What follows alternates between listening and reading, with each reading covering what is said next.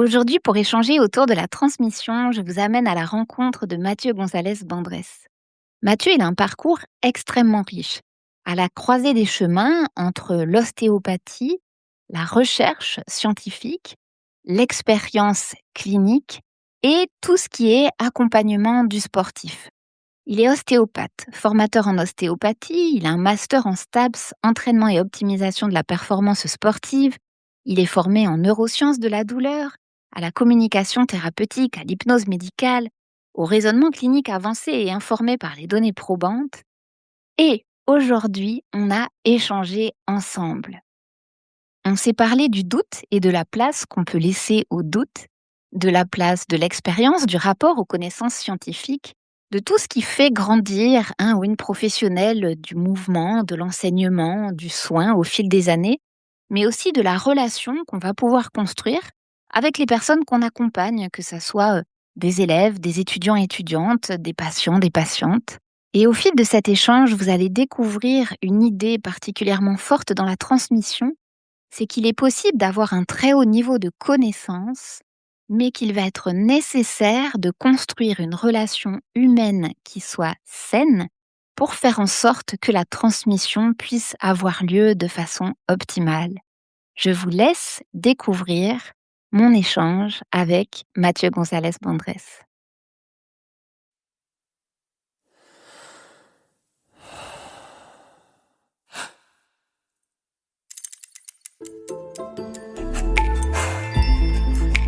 Transmettre. Le savoir-faire invisible qui nourrit les liens humains. Bienvenue dans Pédagogie en mouvement, le podcast dédié aux professionnels du corps et du mouvement.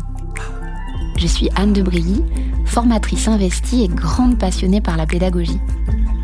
Ici, nous explorons ensemble l'art de la transmission en alliant rigueur, créativité et expérience de terrain. Chaque semaine, je t'y propose des outils concrets, des réflexions inspirantes et des éclairages précieux pour enrichir ta pratique et nourrir ton enseignement.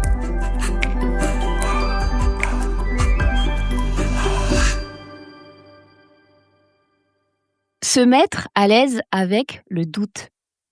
Ouais. C'est une phrase qui vient de toi, que je cite souvent et que tu avais prononcée, je crois, au cours d'un live qu'on avait fait sur Instagram tous les deux et qui avait sans doute réémergé quand tu étais venu pour des journées de séminaire pédagogie en mouvement, où sur toute une journée, tu t'es adressé à des professionnels du mouvement. Donc, je ne sais pas si c'est ton public principal. Je pense que c'est plutôt des gens qui sont du milieu du soin, quoique.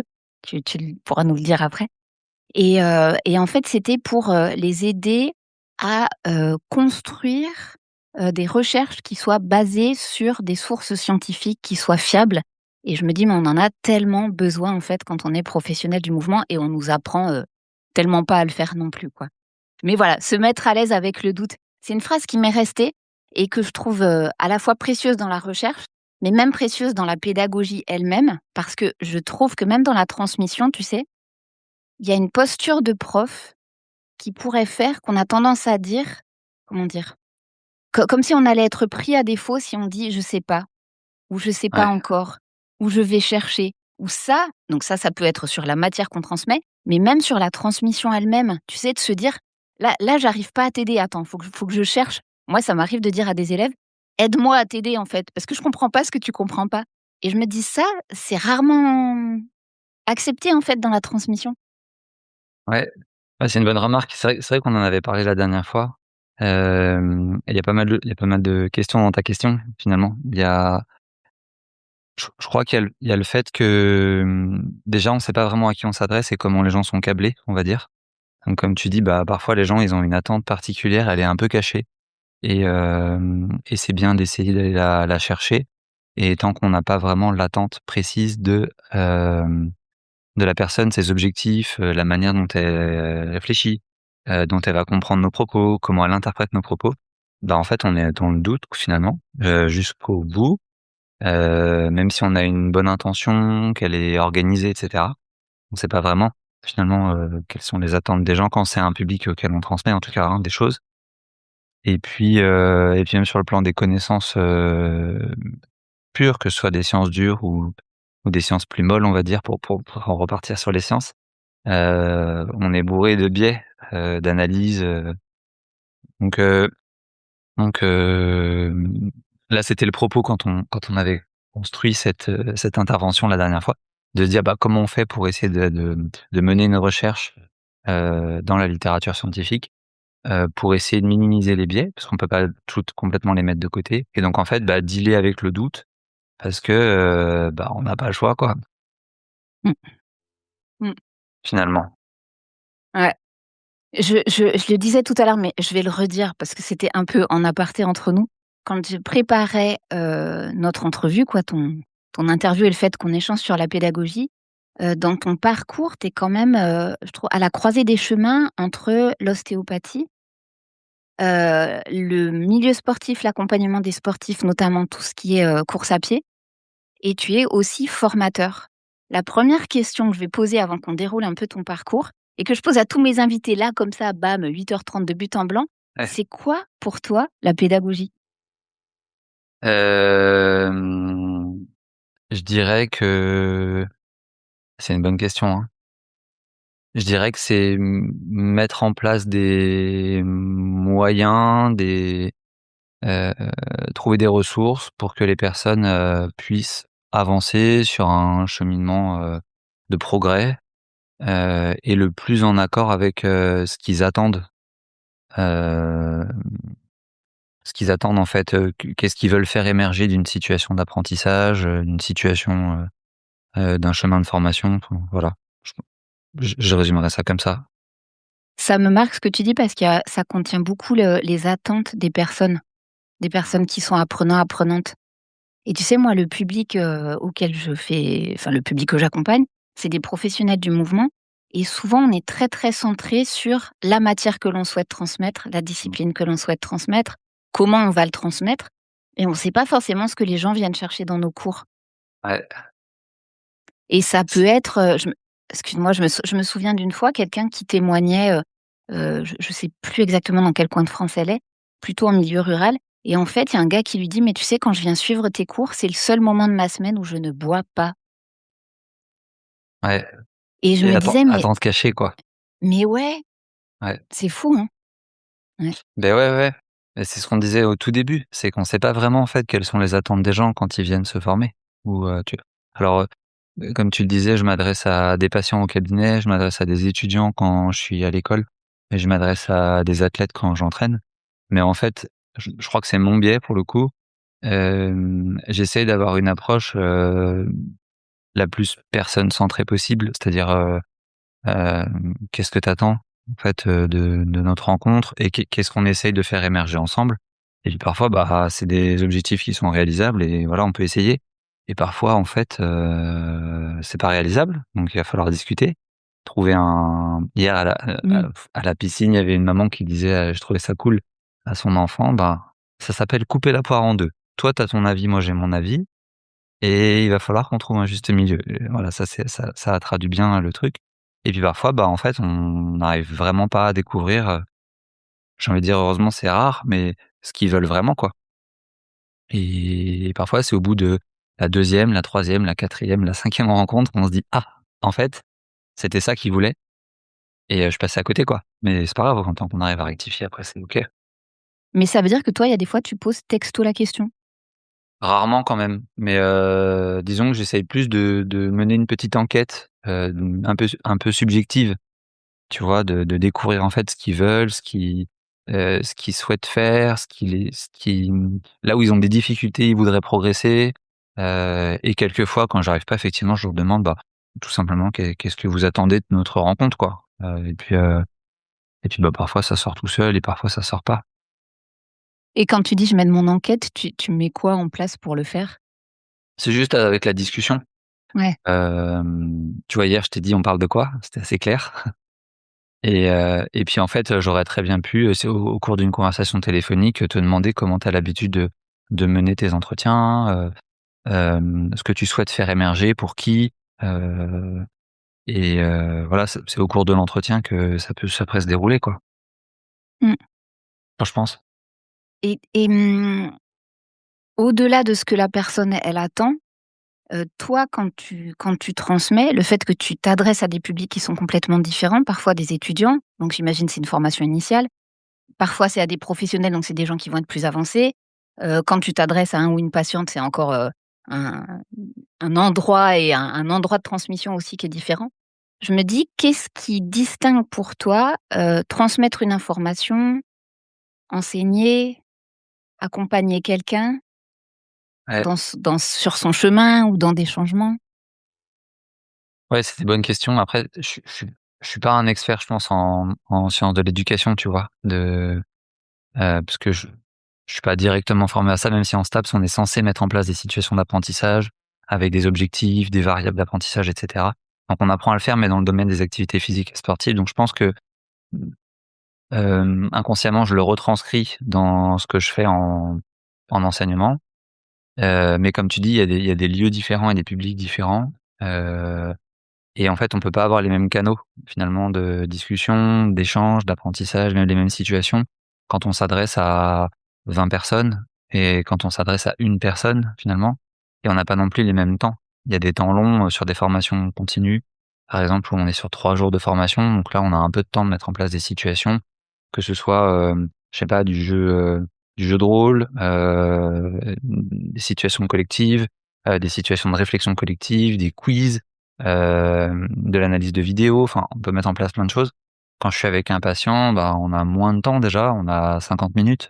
On peut l'avoir plusieurs fois si les gens peuvent, mais c'est beaucoup plus court donc il va peut-être falloir aller un petit peu plus directement, aux faits et en même temps, pas forcément braquer les gens, donc parce que parfois, je digresse un peu, mais parce que parfois ils ont une propre conception des choses et il va falloir qu'on arrive à faire rencontrer les 2 manières d'envisager le soin et l'issue, Mmh. on va dire de la problématique pour laquelle ils consultent, mais heu, qu'on fasse équipe, quoi. Donc j'ai envie de dire dans tous les cas, je pense qu'il faut qu'on fasse équipe, que ce soit avec une classe ou que ce soit avec un groupe, il faut qu'on arrive à trouver un terrain ou des terrains d'entente et en même temps, on peut pas avoir les mêmes situations, quoi, c'est pas possible.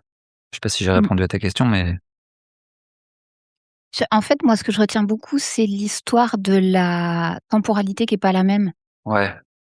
et on peut pas, enfin, il y a des endroits où il faut savoir être, le plus efficace possible, quoi, par rapport à ce qu'on veut qu'il se passe et ce qu'on veut transmettre et l'alliance qu'on fait pour pouvoir, faire avancer la personne. Ouais, carrément. C'est Mmh. comme si je comparais c'est une mauvaise comparaison, mais heu, parfois les gens ici ils tu vois, par exemple, sur Instagram, il y a des gens qui font des carrousels, il y a des gens qui font des vidéos, il y a des gens qui mettent en place des e-learning et ben, en fait, c'est pas les mêmes temps, quoi, de formation, finalement.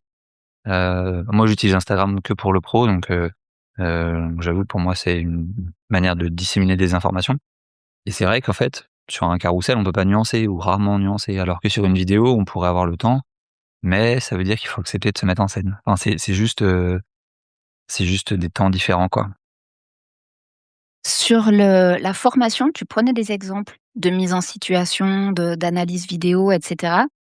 Est-ce que c'est des choses que tu as toi-même vécues quand tu étais apprenant et que tu as après, reproduit? Est-ce que tu l'as réfléchi? Est-ce que ça a été conçu en équipe? Parce que je sais que parfois aussi, tu interviens dans des formations qui sont pluridisciplinaires. Tu vois, Ouais. comment tu as construit ça, en fait? Le fait de transmettre par, des canaux qui vont être différents? Heu, je je pense qu'au début, j'avais juste la volonté, hem, je parle quand je construisais les formations, que ce soit en école ou à des professionnels déjà diplômés, de varier les supports et d'apprentissage et les temps. Qu'il y ait des temps un peu magistraux, qu'il y ait des temps de réflexion collective, qu'il y ait des temps de pratique, qu'il y ait des temps, vidéo, qu'il y ait des temps, je sais pas, auditifs, et d'essayer voilà, d'avoir des temps différents. Je pense que ça, c'était juste ma volonté de base et sans forcément de réflexion sur, comment je l'organise, qu'est-ce qui est le plus propice à quoi, quelle ressource va le mieux passer, enfin, quelle information va mieux passer, par ce canal-là et cetera ou cette situation-là. Ça, je l'avais pas trop conscientisé du tout au début. Je voulais juste varier les temps en me disant: «Si je varie, ça va mettre un peu de dynamique». Comme si je parlais, là avec toi de manière très j'ai tendance à parler de manière très monocorde, hem, bah, c'est chiant à la fin, en fait. et alors que si je varie un peu les sons, bah, du coup, c'est beaucoup plus dynamique et c'était un peu ça la volonté et en fait, après j'ai rencontré des personnes et qui m'ont poussé à réfléchir on va dire aux moyens pédagogues, que je pouvais mettre en place et il y a des choses que j'ai pu réorganiser finalement parce qu'il y avait des thématiques par exemple qui étaient plus, à même d'être, abordées, sous jeu de rôle et d'autres thématiques qui étaient plus à même d'être abordées par exemple sous, format, magistral ou, voilà. Tu des exemples? Ouais par exemple, l'analyse du mouvement, tu vois? Je le conçois plus du tout, comme quelque chose de magistral. L'analyse du mouvement, alors nous, c'est pour les coureurs à pied, mais je l'aborde plus du tout de prime abord, sous forme magistrale. En gros, je les laisse dans la mayonnaise, je les laisse dans la sauce, comme je leur dis et je leur dis: «Vous vous dépatouillez avec le truc et on débriefera ensemble» et en fait, oui, il y a trois quatre cerveaux qui vont réfléchir ensemble à comment je peux analyser le mouvement et comment on peut se mettre d'accord sur analyser le mouvement. Parce qu'en fait, il y a un truc, dans nos pratiques, c'est ce qu'on appelle la reproductibilité. En fait, théoriquement, si moi j'analyse un mouvement d'un coureur à pied, je prends la course à pied comme exemple, mais ça peut être, la danse Mmh. ou je sais pas, hem et qu'on s'intéresse à la santé du coureur, on doit faire émerger des déterminants, des manières de bouger qui sont plus à risque ou plus ou moins associées aux pathologies, tu vois, que les gens rencontrent. Et théoriquement, on doit analyser les choses de la même manière, en fait. Mmh. Parce que, bah, on est censé pouvoir parler à un kinésithérapeute, à un médecin et donc on doit avoir les mêmes déterminants. Et donc je me dis que s'ils réfléchissent à trois quatre cerveaux ensemble, bah, théoriquement, ils sont déjà censés se rapprocher d'une certaine reproductibilité d'analyse. Et donc ça, par exemple, je le mets plus du tout de manière magistrale parce que je trouve que ça a aucun intérêt. Après, on débrief et on confronte ça à la littérature, mais de prime abord, ils construisent ça parce que je trouve que c'est le meilleur moyen de le transmettre, quoi. Et ça marche? C'est-à-dire ils arrivent à Mmh. trouver un endroit qui est commun ou au contraire c'est, hyper biaisé, subjectif, je dis ça Franchement ouais. pardon, excuse-moi, je t'ai coupé. Non, je dis ça parce qu'en fait, je trouve que sur la les professionnels du mouvement, on n'est pas toujours très bon sur la lecture du Ah mouvement. ouais? Or, si la lecture, elle est erronée, bah, toute l'analyse qui vient après, elle est déconnante et alors que ça peut être un peu bateau quoi, finalement, de la lecture du mouvement.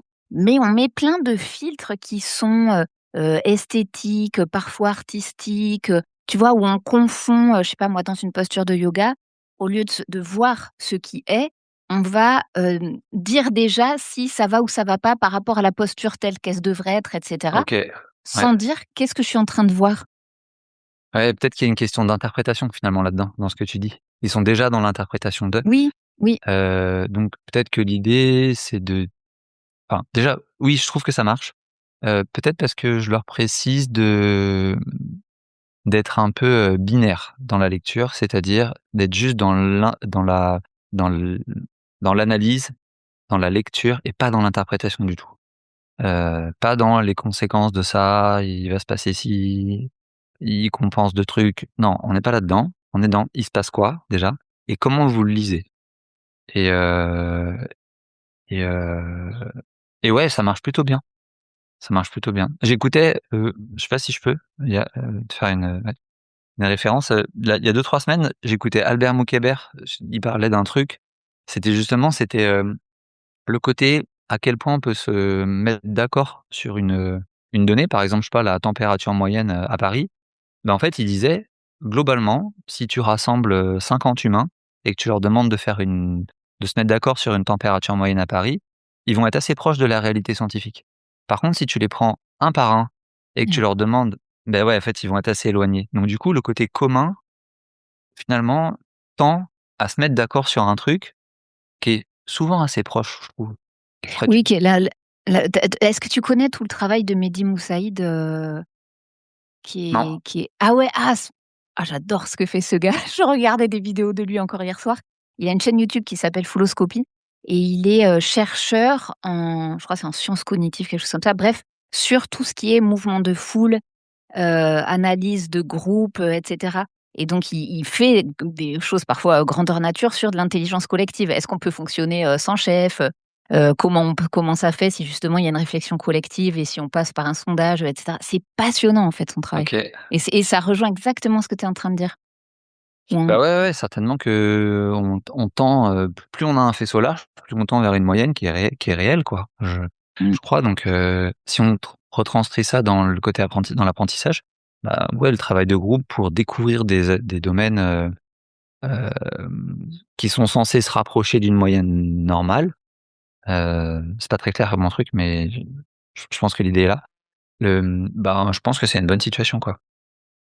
mais tu vois, ça me fait me dire aussi quand on est enseignant, enseignante, même si on bosse dans des équipes ou quoi, on est toujours un peu tout seul, capitaine de navire quand on donne un Mmh. cours et je me dis: «Mais peut-être que la solitude justement de l'enseignement, elle amène à rester dans sa propre vision». Peut-être, ouais, Qui peut-être. qui pot qui potentiellement serait erronée, tu vois? Si la lecture, par exemple, du corps, elle est complètement biaisée, de se dire, «Bah, faut que je me fasse à nouveau, former sur ça» ou qu'au contraire, je le confronte à et c'est une façon de se former aussi, mais de le confronter à la lecture d'autres personnes. Et ouais, mais tu parles en tant que formateur? Plus pour les gens, moi, qui sont mes auditeurs, auditrices, c'est-à-dire des gens qui sont professionnels du mouvement Bah, et qui c'est vont se c'est retrouver tout seuls, toutes seules.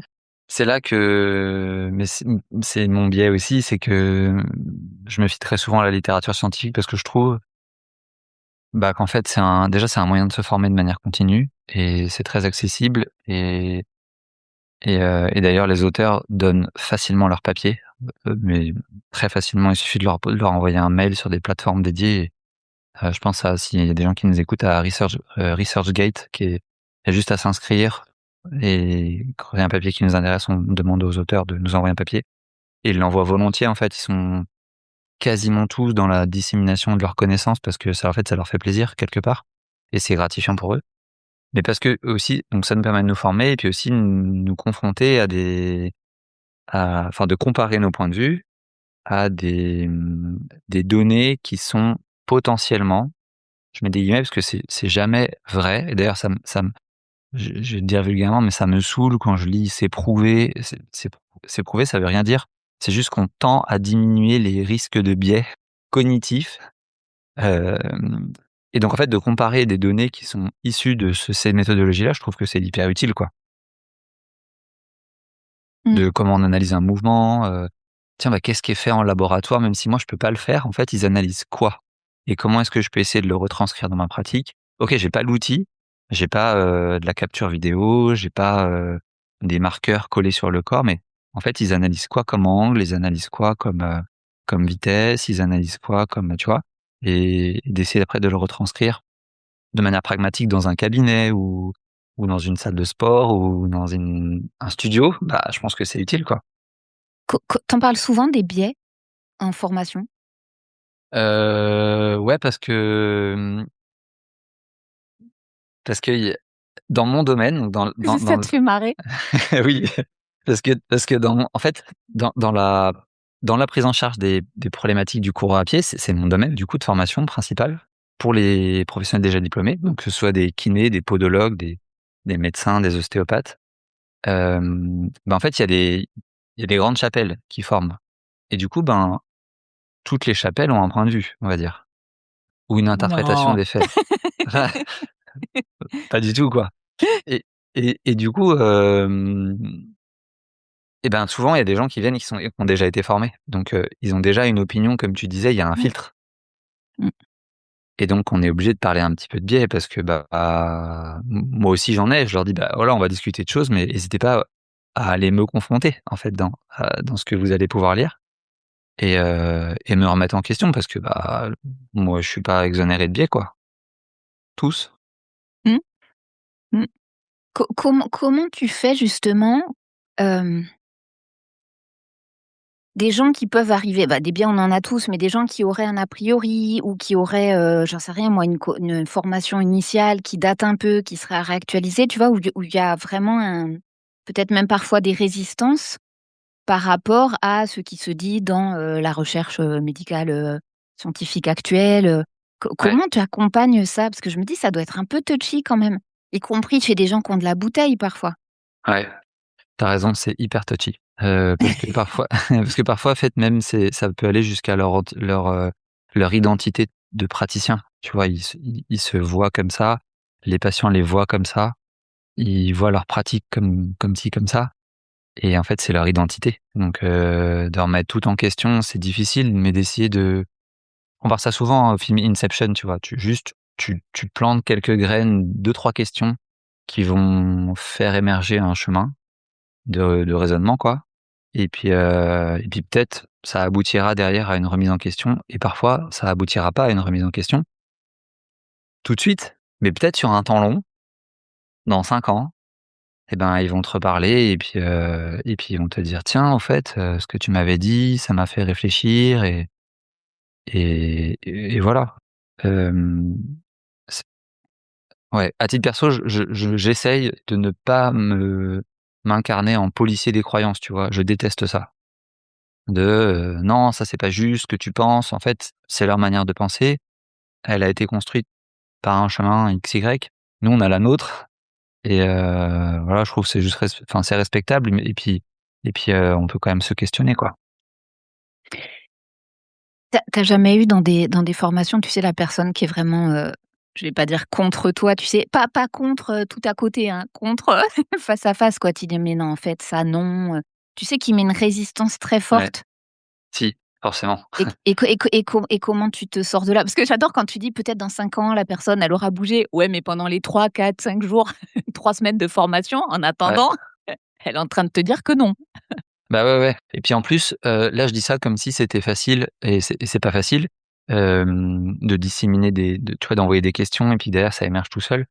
Hem et puis en même temps, parfois, on doit incarner une sorte de stabilité, quoi. Les gens viennent chercher, une manière de réfléchir, des connaissances, tu vois? Et donc tu es censé, je pense, hem, les questionner sur comment ils ont fait pour construire ce cheminement-là et comment ils en sont à penser ça, pour comprendre un peu leur manière de penser, pour pouvoir envoyer 2-3 questions qui sont bien ficelées et en même temps, il faut aussi affirmer des choses parfois parce que, la réalité, elle est plus peut-être parfois comme il y a 10-15 ans et donc on doit, je pense, être à la fois un socle et en même temps savoir respecter donc de temps en temps, je leur demande de pourquoi ils pensent ça, pour pouvoir aller dans le sens de ta question.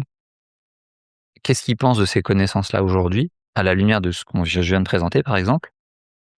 Et pourquoi ça peut être différent quoi, d'après eux? Pourquoi c'est différent? Et s'ils me disent, en gros parce que c'est comme ça ou parce que je l'ai observé, je leur rappelle que moi aussi j'observe des choses et c'est pas forcément une réalité. Le fait que j'observe des choses et que justement, il y a des manières de filtrer nos biais de raisonnement et que, voilà, ces données-là, je les présente j'essaye de manière la plus objective possible et qu'après on peut en discuter s'ils ont envie donc parfois faut arrondir un peu, puis parfois faut aussi essayer d'affirmer qu'il y a des faits et je me place pas par contre moi. C'est-à-dire il y a des faits qui sont indépendants de moi et après on les interprète différemment, mais a priori on n'a juste pas la même lecture, quoi et C'est voilà. c'est hyper intéressant ce que tu dis dans le positionnement, en fait, pédagogique que ça donne. OK. C'est-à-dire, c'est pas toi qui arrives avec une vérité absolue. C'est parfois, tu sais, ça m'arrive de dire: «Mais en fait, il y a des lois physiques qui régissent le monde, tu peux être d'accord ou pas d'accord avec, d'accord ou pas d'accord avec moi, mais elles sont là, en fait». C'est Parce ça. que ouais, ouais, ouais C'est et exactement et ça. et je me dis justement, il y a pas le côté, «Moi je sais, toi tu sais pas», qui peut arriver, hein, dans des milieux de formation, hein, qui est raide, quoi. Ouais et puis je pense que c'est lourd en formation quand tu es stagiaire, tu vois, d'avoir un formateur qui est tout qui est sachant un peu, tu vois, un tout sachant, j'allais dire. Parfois imbu de sa personne en plus. Bon, au bout ça va 1 heure, 2 heures, ça fait le spectacle et tout, mais sur 2-3 jours, je pense que ça peut être un peu raide quoi, comme tu dis. Et puis Et c Pardon, pardon, vas-y. et puis en plus, les tout sachants, la plupart, moi compris, enfin j'espère pas être tout sachant, mais en fait on produit quasiment aucune connaissance, tu vois? On utilise des choses qui ont déjà été, travaillées, évaluées, par le passé, utilisées, on réagence ça à notre sauce parce qu'on a une certaine expérience, une certaine expertise, un certain chemin, qu'on nous a donné du crédit pour le transmettre. Mais finalement, en fait, on n'en produit que peu de la connaissance. Donc, on est plus des utilisateurs que des créateurs de connaissances, quoi. Donc, bon, je pense qu'il faut descendre un peu parfois et se dire: «OK, voilà, c'est mon point de vue, mais les réalités, elles sont pas de moi, quoi». Mmh. Ça m'évoque 2 choses, je vais essayer de pas les oublier. La Ouais. première, quand tu dis: «Mais en fait, je vais questionner l'autre personne qui me fait face», stagiaire, étudiant, étudiante, sur sa manière de réfléchir. Finalement, c'est pas les connaissances ou les croyances que tu vas, Non, aller, investiguer et pointer du doigt, c'est comment est-ce que la personne, elle en arrive finalement à ces conclusions-là, peut-être? Ou qu'est-ce qu'elle ouais, fait à partir des connaissances qu'elle a, quoi? ouais, c'est ça, tu raison je pense que c'est ce que je fais. Ouais. Enfin, c'est ce que j'essaye de faire parce que finalement, si on reste sur les connaissances, en soi, comme tu dis, c'est plutôt figé comme truc. Alors que, pourquoi est-ce que toi t'as compris ça et moi j'ai compris autre chose?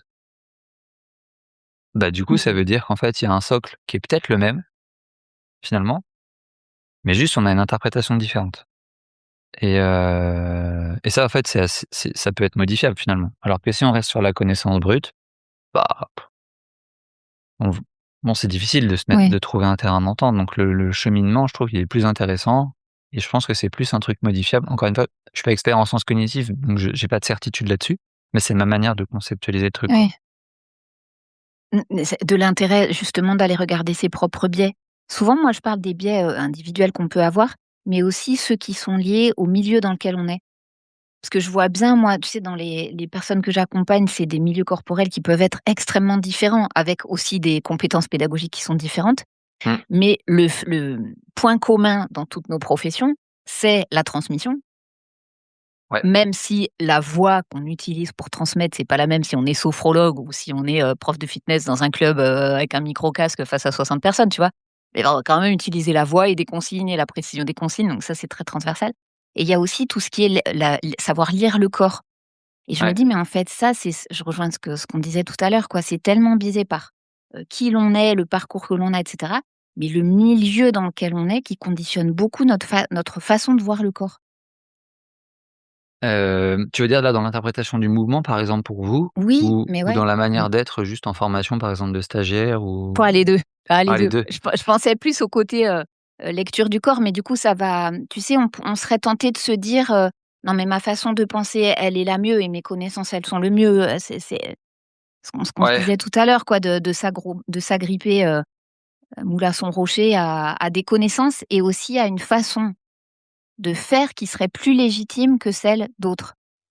bah, ouais, ouais. En plus, c'est hyper rassurant, tu vois, de se dire ça parce que, bah, tu pas trop déstabilisable, tu te poses pas trop de questions. C'est sûr que c'est plus simple d'arriver avec plein de certitudes, quoi.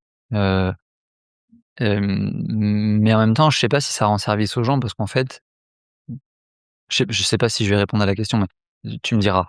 Je suis pas sûr que les gens viennent chercher réellement une connaissance brute. Je Peut-être qu'ils la plupart du temps, ils viennent chercher une manière de penser ou une ouverture, tu vois? Sur des questions, des pistes de réflexion. Alors ça, c'est plutôt pour les professionnels, je pense. Les En formation initiale, à mon avis, ils cherchent plutôt quand même quelque chose sur lequel s'accrocher, tu sais? Comme une moule à son rocher, quelque chose de rassurant, heu, pour se construire une identité de soignant, une identité d'entraîneur, une identité d'éducateur au mouvement, enfin, prof de mouvement, pardon. Hem Et en formation continue, ils viennent plutôt chercher un cheminement. Quel est ton cheminement? Quelle est ta manière de raisonner et cetera? Donc effectivement, ça induit 2 postures un petit peu différentes et c'est plus facile d'être à l'aise avec le doute, tu vois? Chez les pros, mais encore une fois, tu auras toujours un ou 2, 1 ou 2 personnes qui sera clairement dans la résistance, quoi. Donc c'est ça qui est un peu, contradictoire, c'est qu'ils viennent chercher et en même temps ils sont dans la résistance. C'est un peu complexe. Mmh. Hem et je sais plus si je réponds, mais j'y vais et aussi sur le côté, posture, manière d'être et tout, c'est sûr que si tu es dans une salle de classe un peu austère, heu, versus là où tu es, ça a l'air d'être sympa, tu vois? Toi, bah, le contexte d'apprentissage, il est pas le même, quoi. Et ça, par exemple, dans le domaine du soin, on s'est très bien établi, ça s'appelle les effets contextuels et sur la situation de soin qui émerge de la rencontre entre un patient et un praticien, bah, en fait, le cadre dans lequel tu délivres le soin, dans lequel il y a la rencontre entre les 2, la manière de discuter, de se positionner, et ben, en fait, elle change tout, quoi. Tout. Je pense à un exemple récent d'un c'est un musicien qui me disait: «Mais moi, tout ce qui se passe en dehors du stage, je m'en fous» et je disais: «Mais non, suivant ce que tu fais vivre aux stagiaires, ils vont pas rentrer dans les apprentissages et dans», là, c'était la pratique de la danse, accompagnée en musique, de la même façon. Tu sais, moi, je dis toujours: «Mais la 1re personne à engager, c'est le cuistot, en fait. C'est le catering qui est important. Parce que tu Et peux ouais, donner un stage excellent, si la bouffe, elle est dégueulasse, ça va pas marcher». Les gens, ils vont se dire: «Non, mais ah, c'était pas si bien». carrément, je te rejoins 1000 fois, 1000 fois. Le Mmh. cadre, il est hyper important, quoi, hyper important. Il y a je vais pas les citer, mais il y a un ou 2 organismes de formation avec il y en a un avec qui je travaillais avant, mais il y en a un autre qui est pas forcément toujours, très alerte là-dessus, on va dire et oh bon, moi ça m'embête un peu parce que c'est difficile à faire passer le message,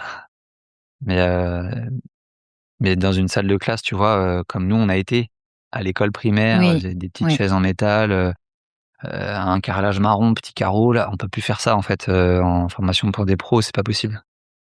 C'est pas possible. Tu sais, je pensais à quelqu'un avec qui j'ai travaillé 15 ans, Blandine Calais-Germain, en anatomie pour le mouvement et elle racontait, moi j'ai pas connu cette période-là parce qu'elle avait déjà une salle, mais quand elle louait une salle, elle arrivait toujours avec des fleurs. Elle arrivait, Ouais, elle installait des fleurs, machin et cetera.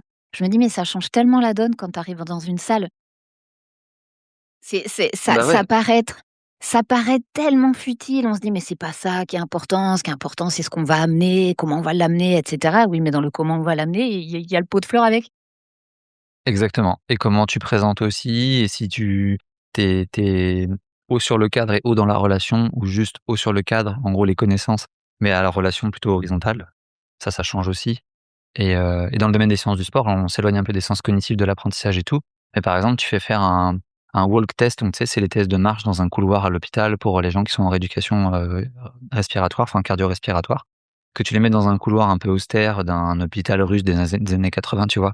Ou dans un truc un peu, stylé, et ben, en fait, le résultat, c'est pas le même, quoi Mmh. et du coup, bah, ça change tout. Ouais, ouais. Tu sais, je t'ai dit tout à l'heure, il y a ça me fait penser à 2 choses et je le note, pour pas oublier. Je me dis, est-ce que toi, ce positionnement-là comment dire? Ton éthique de formateur, tu l'as travaillé en tant que tel? C'est venu sur le tas? C'est des questions que tu t'es posées? Tu parlais par exemple, être haut sur le cadre, mais comment on est dans la relation, humaine? Ou justement le fait de pas, ce positionnement quoi, de pas dire: «Moi je sais, toi tu sais pas» ou «Tes connaissances elles Ouais. sont à réactualiser, point barre», mais plutôt: «Tiens, c'est quoi ta façon de réfléchir?» Enfin, comment toi t'en es venu là, en Ouais, tant que c'est une bonne formateur? question. Je pense que ça a été pas mal théorisé avec la formation en hypnose thérapeutique. Le Mmh. le haut sur le cadre, bas dans la relation, il vient pas de moi, il vient d'un formateur psychiatre qu'on avait, j'ai oublié son nom, mais j'ai oublié son nom. Il est psychiatre à Nantes, à l'hôpital Saint-Jacques et il dit et ça m'a marqué cette ce tu vois, ce groupe de mots, haut sur le cadre, bas dans la relation, c'est-à-dire haut niveau de connaissances et de compétences, mais dans une relation basse. C'est-à-dire pas hésiter à se mettre dessous le patient ou le stagiaire parce que c'est jamais bon en fait d'être au-dessus, c'est casse-gueule, tu vois? C'est déstabilisant alors que si tu es bas, tu risques pas grand-chose, quoi et en plus tu peux être facilement, accessible Mmh. et après, hem, si je fais une analyse un peu rétrospective, je pense que j'ai toujours été un peu contre les hiérarchies.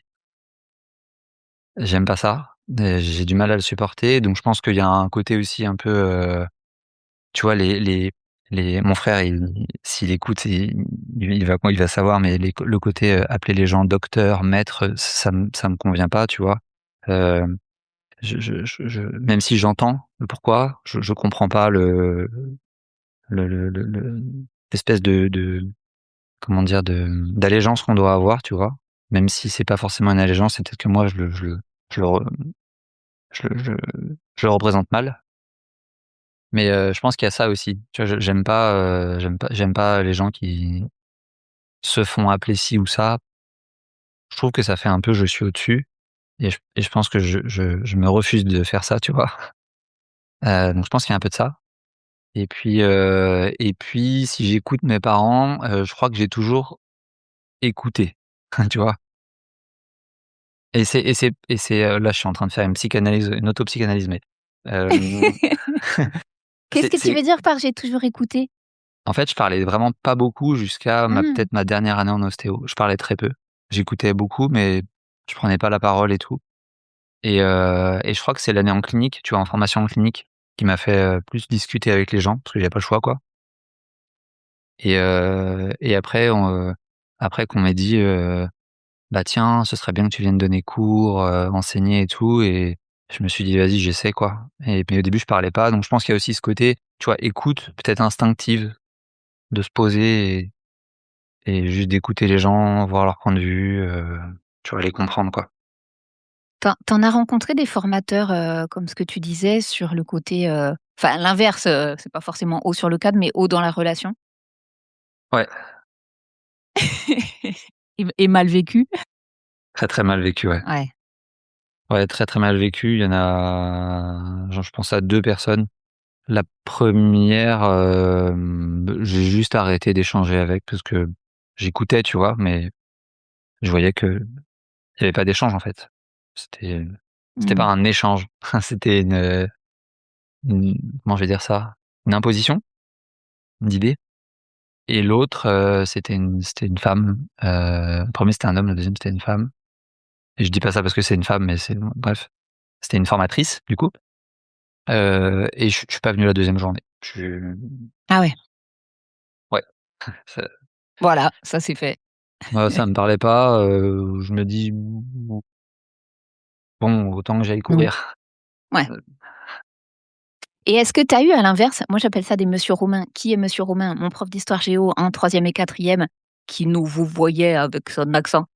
C'était le seul à avoir mis une classe en U, tu sais? Et pas être en randonnion, les uns derrière les autres. Donc il nous vous voyait, hein, 13-14 ans, il nous demandait, d'élaborer notre avis, il nous appelait par notre nom de famille et je me dis: «Mais en fait ce gars-là», tu sais, je le regardais en mode, in love et je me dis: «Mais il participait à faire de nous des individus». Des ouais, personnes capables de réflexion, tu vois? D'asseoir un avis qui va être étayé sur, des arguments et cetera et je me dis, d'avoir de l'esprit critique et je pense que du haut de mes 13-14 ans, quelque part, je ne m'y leurrais pas. Je ne savais pas encore nommer tout ça. Mais tu ouais. vois, je me dis, on est-ce que tu as eu, toi, des gens comme ça qui, justement, ont teinté le formateur que tu es à l'heure actuelle? Ouais, c'est une bonne question. Hem,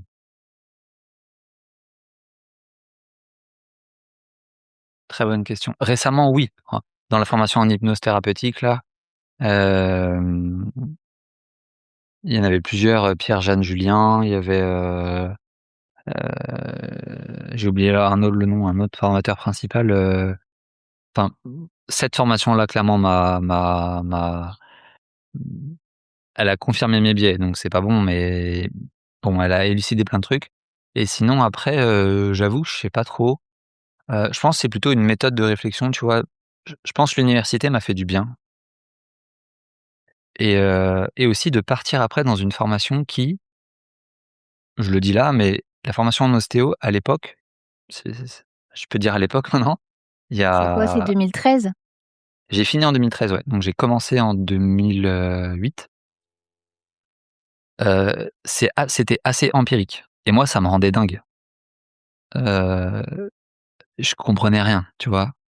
C'est comme si, c'est comme ça, basé sur: «Crois-moi mon frère». J j J'adore. j'ai j'étais là, bah, OK, c'est OK et j'avoue, franchement, jusqu'à la quatrième année, j'étais paumé, mais complet et après, je pense, ouais, il y a un gars qui s'appelle Laurent Fabre qui a remis un peu de droiture là-dedans. Droiture dans le sens où moi, ça m'a réorganisé mes idées.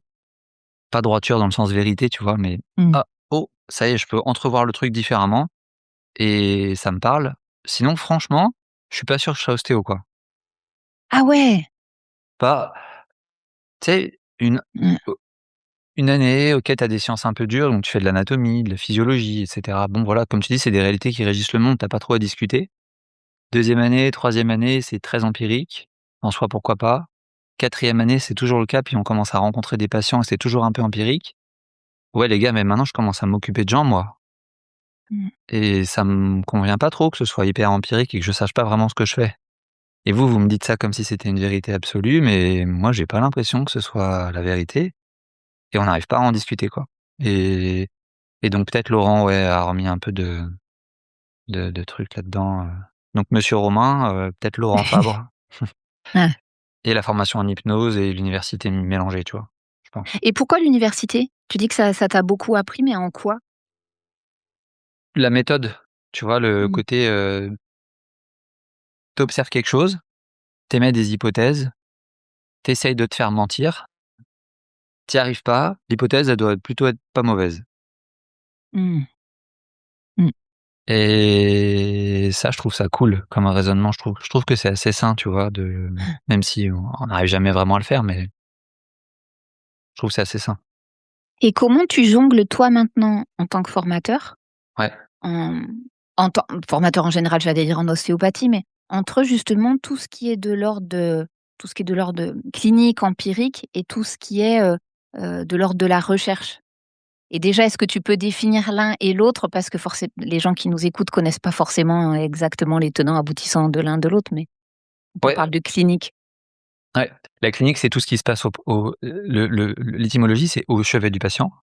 Donc en gros, c'est au contact de la personne qui nous consulte et la recherche, alors il y a plusieurs types de recherches. Il y a des recherches fondamentales et des recherches qui sont un peu moins fondamentales, plutôt justement pratiques cliniques. Hem Typiquement, par exemple, si on regarde la physiologie musculaire, au sens, les ponts calciques avec les myofilaments d'actine-myosine, en pratique, ça ne nous sert pas à grand chose, tu vois? Faut Mais si tu te dis, heu, tel médicament, là je parle dans la médecine, peut agir sur quel pont, du coup, ça a un sens clinique. C'est juste pour illustrer. Et donc en fait, on a des données qui nous poussent à raisonner d'une certaine manière auprès de patients qui consultent pour une problématique particulière. Et en même temps, on peut avoir un patient qui est dans le pool de patients qui a été, étudié ou pas du tout, Mmh. tu vois? Donc en fait, tu as des faisceaux de données qui te laissent penser que peut-être tu peux essayer ci, essayer ça, raisonner comme si avec ce type de patient qui a cette pathologie depuis tant de temps et cetera, qui présente tel et tel signe. Tu te dis: «Tiens, je peux essayer ci», et en même temps, tu dois toujours le réajuster, fonction, comme tu dis, de la pratique clinique du jour, parce que tu peux pas faire une étude par patient de qu'est-ce qui potentiellement lui conviendrait le mieux aujourd'hui, et en 50 minutes, si ça marche pas, tu vois, refaire une étude c'est pas possible. Donc tu dois prendre une décision clinique à un moment donné, à l'instant T, et en fil rouge de te former le plus possible pour avoir le plus possible de, tu vois, de pistes qui arrivent, quoi. Je sais pas si c'est clair mon truc, mais Tu p Oui, c'est pour moi, ça l'est et je me dis justement comment tu amènes les gens que tu formes à croiser les 2. ouais, Qu'une étude, elle va produire des connaissances, à l'échelle d'une population, quoi, alors que quand, praticien, praticienne, on rencontre, une personne, singulière et comment est-ce qu'on passe de l'un à l'autre sans, appliquer, des résultats généraux mécaniquement, bim, ouais. sur une personne donnée sans non plus c'est important, je trouve même ne serait-ce qu'humainement, mais de faire de l'expérience personnelle du patient, de la patiente, que ça soit pas, un endroit de vérité, quoi, Bah, pour lui oui et ou non, elle, l'endroit de tu vérité, vois? je te dirais oui et non, parce que finalement déjà, c'est une bonne question. Il y en a 2 là. Là, Ouais. comment on fait pour la recherche, avec la clinique? Déjà comprendre ce qu'est la recherche, parce que quand encore une fois, c'est prouvé, non, on peut Mmh. pas penser ça en 2026, tu vois? Surtout dans la santé. Mais il y a des données sur telle population qui nous laissent penser que ça, il y a peut-être moins de risques de se planter que l'autre, comme manière de traiter, tu vois? Bon, déjà d'essayer de raisonner comme ça, et ensuite de faire, faut être pragmatique, quoi, hein. C'est la réalité du patient. Donc les pousser à se former le plus possible pour essayer de maximiser leurs connaissances, et puis après, en pratique clinique, de se dire: «Ben, tiens, j'ai vu en formation que telle population était peut-être plus à même de répondre à ce truc-là, majoritairement parlant et statistiquement parlant», mais de se dire que si ça marche pas, c'est pas forcément de la faute du patient, tu vois? Mmh. Ou du sujet ou de la personne qu'on entraîne. C'est juste qu'elle est peut-être pas dans les stats, quoi. OK, oui, oui. C'est tout. Mmh. Et dans ce cas-là, bah, il faut réfléchir autrement. Et voilà, c'est comme ça que j'essaie de l'articuler. Et les tes stagiaires, tes étudiants, étudiantes, ils sont réceptifs à ça? Ça va? Ouais, j'ai l'impression, alors les ostéos, moins que les kinés, les podologues et parce que je dis pas ça parce que comme si c'était linéaire, mais je pense qu'on n'a pas une formation, qui est c'est mieux, hein, c'est de mieux en mieux, mais qui de base, met des dimensions comme ça, des nuances, tu vois? Et nous aide à réfléchir, je l'ai expliqué juste avant. Hem, Crois-moi mon frère. crois-moi mon frère. C'est c'est ça. Mais ça vient quoi, Mmh, mmh. ça vient, tranquillement. J'ai envie de boucler la boucle avec, Vas-y. une dernière question, mais qui va reprendre ce qu'on avait, élaboré ensemble toi et moi, sur ce fameux live sur Instagram. Ouais. C'est, la relation pédagogique versus la relation thérapeutique. Parce que je trouve qu'il y a plein de points communs et aussi une vigilance à avoir, heu, à se préserver d'endroits qui sont vraiment, différents. Ouais. Tu vois quoi comme point commun toi, par exemple? Aider l'autre à avancer sur son propre chemin. Ouais, ouais carrément. Tu Hem, vois, le côté se mettre au service d'eux? ouais, Avoir une expertise, que l'autre n'a pas forcément, qui va permettre un éclairage, tu vois? En tant que prof ou en tant que thérapeute pour aider la personne à avancer sur son chemin. ouais. Ah, je suis Avec d'accord. un endroit d'humilité à avoir aussi. C'est voilà, être aussi, c'est des relations, qui ont pour but de se terminer un jour aussi. Ah bah oui, sinon tu deviens un peu C'est gourou. Mais ouais, non, mais ça peut tellement exister. Je dans le sur le côté, soin médical thérapeutique, je peux pas en parler, je connais pas assez. Mais sur le côté pédagogique, oui. Et je me dis: «Mais c'est à un moment donné, on va être, en haut de la falaise et on va voir les élèves s'envoler au loin, au large, quoi». Bah C'est ouais. Ah, c'est bien propre de le du rappeler, métier. tu as raison. Ouais. Bah ouais, je sais pas si j'ai grand chose à rajouter. Oui, je le vois comme ça, quoi. Comme tu dis, un éclairage, c'est exactement ça. En En mê en pratique clinique, du coup, mais aussi en entraînement, il y a, il y a une manière d'envisager les soins, l'entraînement et cetera. C'est l'approche fondée sur l'épreuve, tu vois? Donc éclairée par l'épreuve. Et je dirais que le soin, c'est à peu près pareil, quoi. Ou l'enseignement, c'est à peu près pareil. C'est une transmission, bah, éclairée par des données, une expertise, un regard et puis, mais c'est un éclairage. C'est pas censé être une imposition d'idées, quoi. mmh, mmh. Donc ouais, je sais pas si je réponds, Si, mais si, ouais, une recherche aussi de moyens qui vont être les moyens les plus optimaux pour faire en sorte qu'on arrive, ouais et puis il faut faire alliance, tu vois? ouais, ouais. Faut arriver à trouver tu sais, parfois on le sent quand tu rencontres un patient ou un élève ou et que le ça se branche pas, Ouais. quoi. On n'arrive pas du tout à se comprendre. Tu sens que et d'ailleurs, je pense, faut désamorcer le truc, hein, de dire: «J'ai l'impression qu'il y a un truc qui nous sépare, est-ce que je peux agir différemment? Est-ce qu'il y a quelque chose qui vous a blessé? Est-ce que je réponds pas à la question?» Et je pense vraiment bas dans la relation, quoi. Faut désamorcer le machin et après ça roule, quoi, souvent. Mais c'est hyper fort que tu dises ça parce que je suis pas sûre qu'en tant que prof, ça soit, un type de relation qu'on s'autorise, un type de parole qu'on s'autorise. Ouais, Comme si on perdait un statut à se ouais, rapprocher de l'autre. Tu vois, on va se ouais, remettre en question de soi enfin, je sais pas si on ouais, va commencer comme ça en général à se dire: «Putain, mais il comprend rien cet élève, il me saoule». ouais. Et puis après peut-être on va se dire, «Mince, qu'est-ce que moi j'ai aimé fait ou pas fait ou et cetera». Mais on va pas se rapprocher de la relation elle-même et de l'autre en disant, ce que je disais: «Aide-moi à t'aider, il y a un truc qui fonctionne pas et comment est-ce qu'on peut faire?» Et carrément, ouais, ouais. Bah, ouais, ouais, après, il y a aussi une image, tu vois, de l'enseignant, du professeur, comme tu disais, faut que ce soit là, quoi. Oui, il faut que ce soit là, mais dans les compétences et les connaissances. c'est tout. Mmh mh.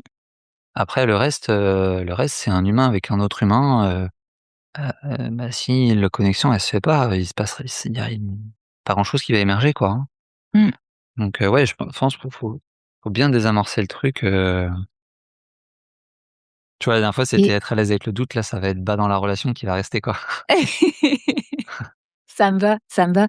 J'ai l'impression aussi que plus on assied un endroit d'expertise, plus on peut dire de tout le reste: «Ça je sais pas, ça je sais pas, ça je vais Ouais, te mettre en lien avec quelqu'un d'autre, ça laisse-moi du temps, je vais chercher des ressources». Mais si on est fragile, même si c'est un tout petit îlot d'expertise, hein, on n'est pas censé, tout savoir sur le monde, mais se dire: «OK, ça c'est bon, je maîtrise» et je trouve que plus on est en capacité de dire ça, moins on a peur de dire, tout le reste, «Je sais pas». Je sais pas ou pas tu encore. tu connais l'effet Dunning-Kruger?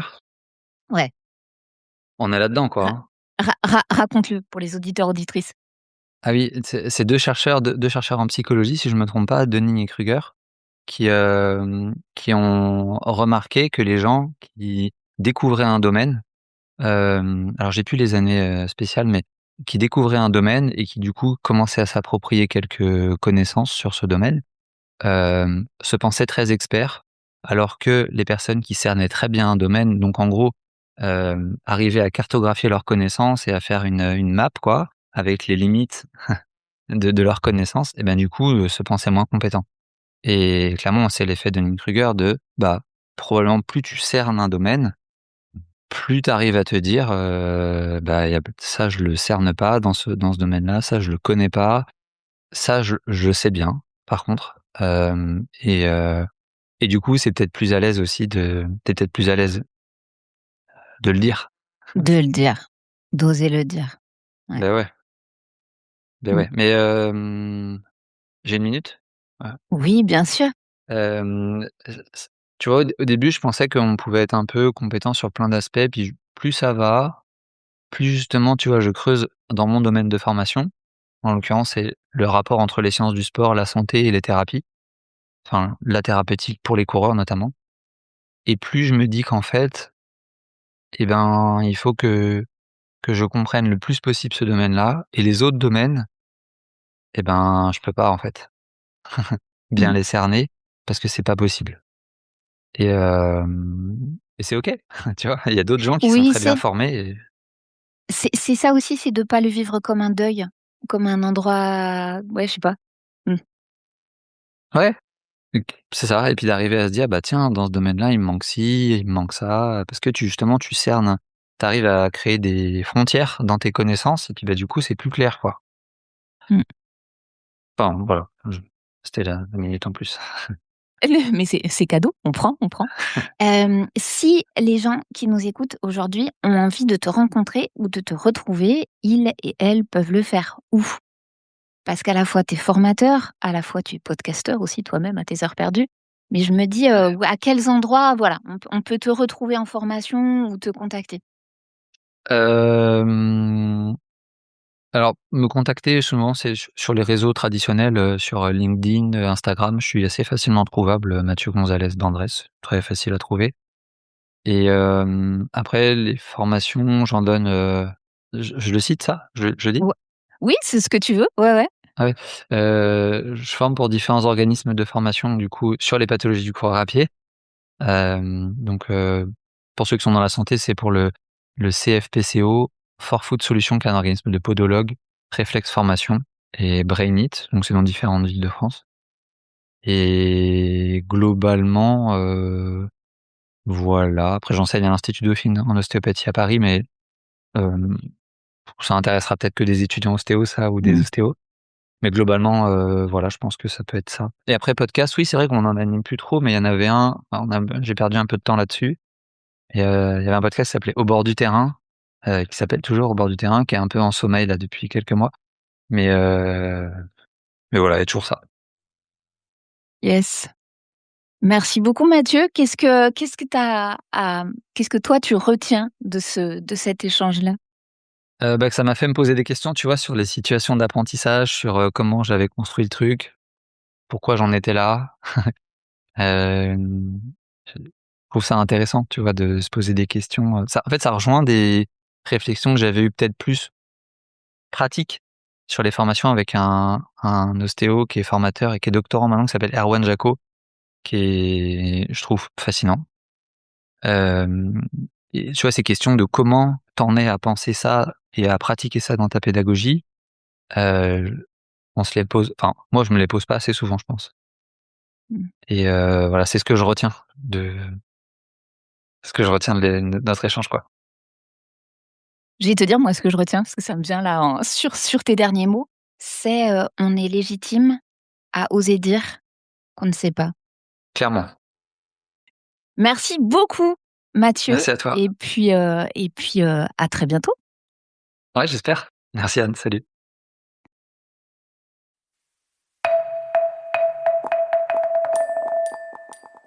Tu viens d'écouter Pédagogie en mouvement, le podcast.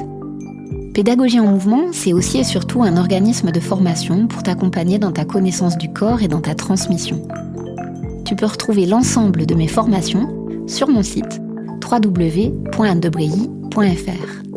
Merci beaucoup pour ta présence et à très vite pour un nouvel épisode ensemble.